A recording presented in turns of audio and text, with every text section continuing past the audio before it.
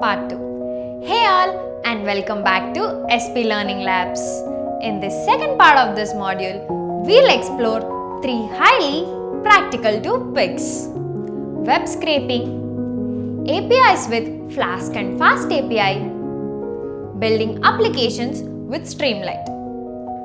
These skills allow you to collect data from websites, create web APIs, and build easy applications without writing HTML. Let's begin now. Web scraping. Web scraping means automatically collecting publicly available information from websites. Legal and ethical points. Always respect. Robots.txt, website terms, rate limits, fair use policies. Scraping should never harm a website. Requests and BeautifulSoup.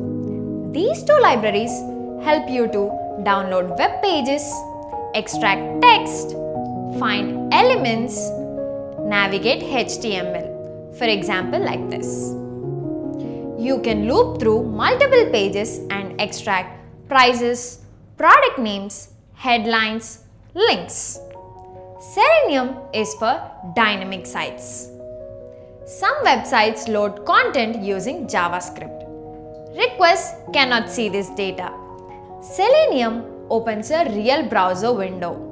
Use it when clicking buttons, scrolling pages, logging into websites, handling dynamic content. It is perfect for JS heavy sites.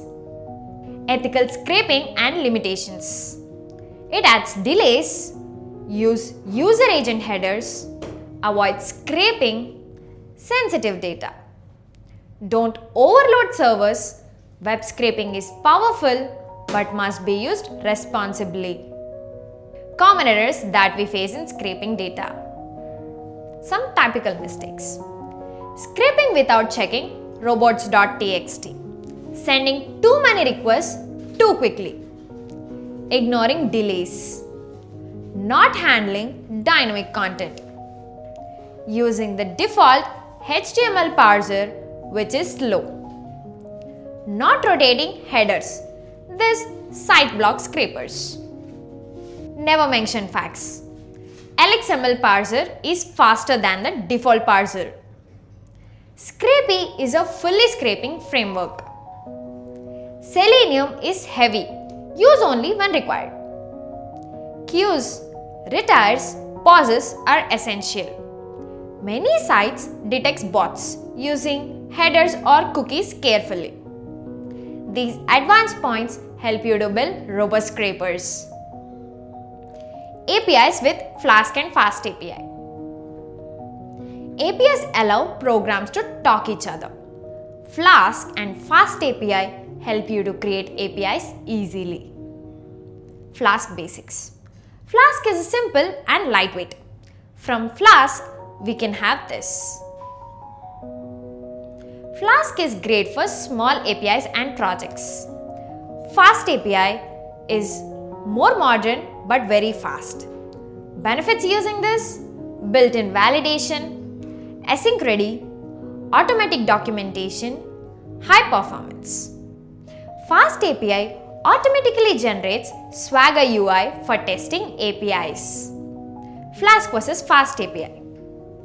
Flask is simple, manual and flexible. FastAPI, fast, async-friendly, structured. Both are excellent depending on the project. Common errors while using APIs. Forgetting to enable debug mode in Flask. Block code inside FastAPI. Returning non-JSON objects. Incorrect HTTP status codes. Not using validation.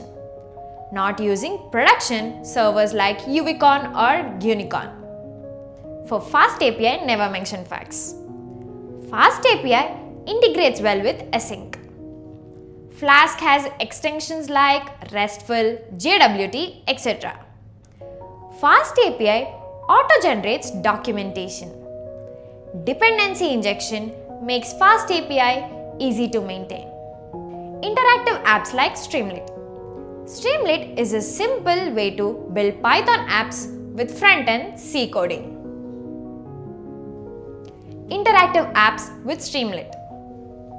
Streamlit is a simple way to build Python apps from front-end without coding. For this, an example. You can add sliders, text boxes, chats, maps, file uploads. Streamlit automatically updates when inputs change. No refresh needed. Deploying Streamlit apps. Streamlit apps can be deployed on local servers, on Streamlit Cloud, on Streamlit Cloud, on Heroku, on AWS or GCP. Streamlit makes deployment extremely simple. Common errors that you must avoid while using Streamlit. Using Streamlit, run app.py incorrectly. Forgetting to set state variables. Overloading page with heavy processing. Not catching long operations. Running infinite loops. Loading large datasets directly without optimization. Never mention facts. SD.cache data reduces load time. Streamlit supports uploading or downloading the files. Streamlit apps integrate well with GitHub. You can run full ML demos with widgets. Streamlit apps run seamlessly on the cloud. Few tricky questions for you. What is web scraping? Collecting publicly available data from websites. When use Selenium? For JavaScript heavy dynamic sites. Flask versus FastAPI. Flask is simple, but FastAPI is async ready and also fast. What is Streamlit used for? Building interactive apps and dashboards. Why use async in APIs? For handling large traffic efficiently. And that brings us to the end of this module. Web scraping APIs and Streamlit.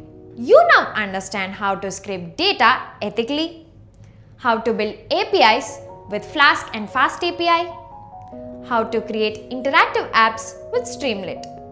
In the next module, we'll move into a very important topic, async programming.